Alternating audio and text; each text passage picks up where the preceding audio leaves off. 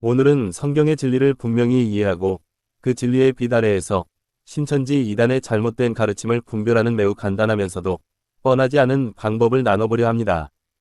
그것은 바로 마태복음의 밭비유입니다. 다시 강조하지만 오늘 말씀드리는 이 방법은 정말 너무도 명쾌하고 간단하여 이 영상을 끝까지 시청하신다면 요즘 그 새가 무섭게 확장되고 있고 기성 교회에 침투하여 교회를 분열시키는 신천지의 핵심 이단성을 금방 구별해낼 수 있는 해안을 가질 수 있게 되실 겁니다. 만일 귀하가 교회 중직자시라면 오늘 영상을 필수적으로 시청하셔서 놀라운 신천지 이단에 대한 변별력을 가져보시기 바랍니다. 그리고 구독과 좋아요를 통해 하나님의 사랑을 전파하는 일에 동참해 주시면 많은 힘이 되겠습니다. 그럼 시작하겠습니다. 마태복음 13장에서 예수님께서는 씨 뿌리는 자의 비유를 통해 하나님 나라의 비밀을 드러내십니다. 이 비유에서 등장하는 씨와 밭, 이 두 가지 상징이 어떤 의미를 갖는지 예수님은 스스로 해석해 주셨습니다. 그런데 이 해석을 자신들만의 방식으로 변형하고 성경을 왜곡해 신도들을 혼란에 빠뜨리는 이단들이 존재합니다. 특히 오늘은 그 중에서도 마태복음 13장에 등장하는 밭의 의미를 다루어 보겠습니다. 먼저 마태복음 13장 24절에서 예수님은 비유를 통해 말씀하십니다. 천국은 좋은 씨를 뿌린 사람의 밭과 같으니라 하시며 이 밭에 원수가 가라지를 몰래 뿌려둔 상황을 비유로 설명합니다.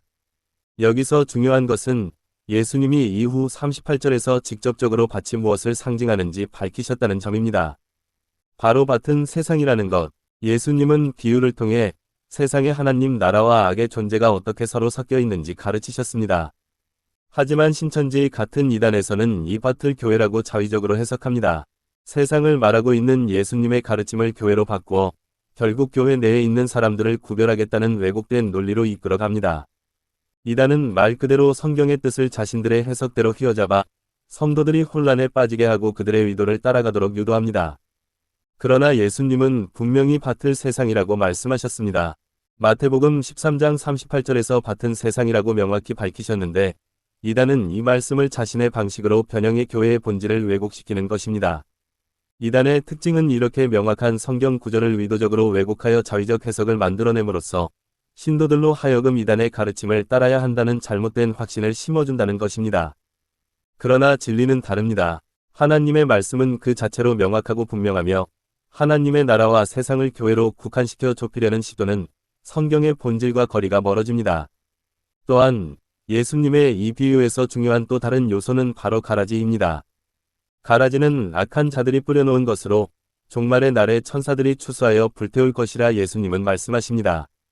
그 의도는 세상 속에서 하나님 나라의 백성들과 악의 세력이 섞여 있음을 강조하기 위함입니다.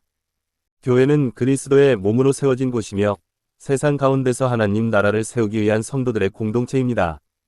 그러나 이단은 교회를 내부의 성과 악이 혼재된 장소로 변형시키려 하고 이단 교리를 따르는 자들만이 진짜라는 사상을 심어줍니다.